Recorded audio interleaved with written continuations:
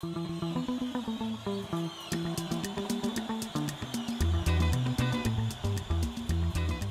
know, in my native Southland, we had a saying, uh, if frogs had wings, they wouldn't bump their ass so much.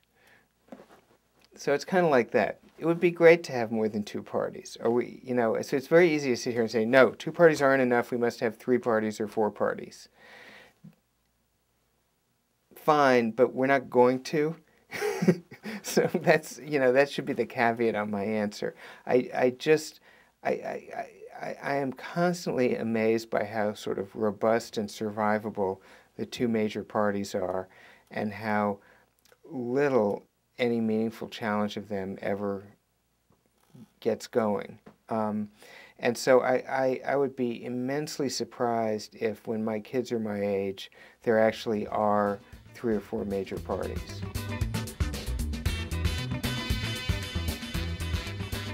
Well, partly it's the sort of aforementioned Coke and Pepsi phenomenon, and partly it's that they're willing to be flexible. Not out of any altruism, just because they want to win. In my lifetime, the Republican Party was pronounced dead after Goldwater lost in 1964, and then it sort of came back to life.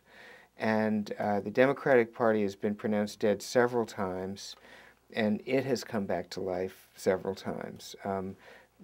Bill Clinton essentially resurrected the Democratic Party in many ways.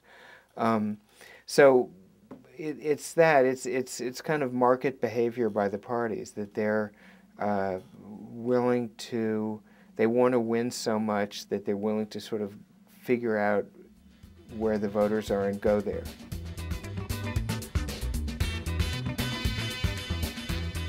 Many countries, sort of first world countries, have two major parties, so we're not the only one.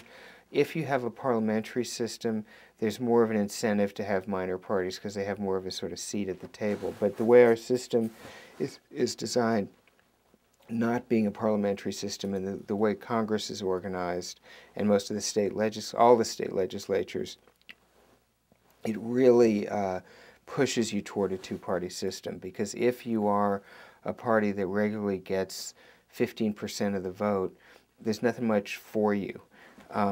Whereas if you have a parliamentary system, there is something. You can have that. If you're in Italy, you can have, or Israel or another country that's a parliamentary system, and you have 15% of the seats in the national legislature, and that's a very powerful body.